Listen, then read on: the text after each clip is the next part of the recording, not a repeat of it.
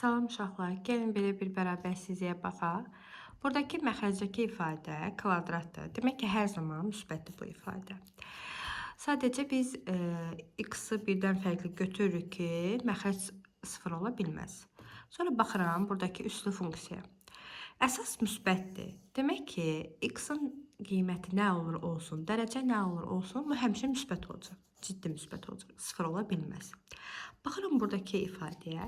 Bu ifadənin gəlin diskriminantını tapaq. Diskriminantı olacaq 1 çıxılsın 20. Bu da eləyir -19. Diskriminant 0-dan kiçikdir. Baş əmsal isə 1-dir. A-sı da 0-dan böyükdür. Biz demişik ki, A 0-dan böyük, diskriminantı 0-dan kiçik onda, demək ki, bu həmişə müsbətdir. Bu da həmişə müsbətdir. Bizə 0-dan kiçik istəyir. Bunlar müsbətdir. Gəlin buna baxaq.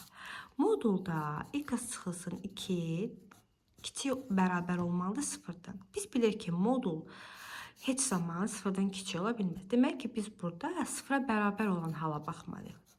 Modulda x-2 bərabər olmalıdır 0-a. Bu da yalnız x-ın 2 qiymətində ödəyir. Demək ki, bu bərabərsizliyimizin cavabı 2 imiş.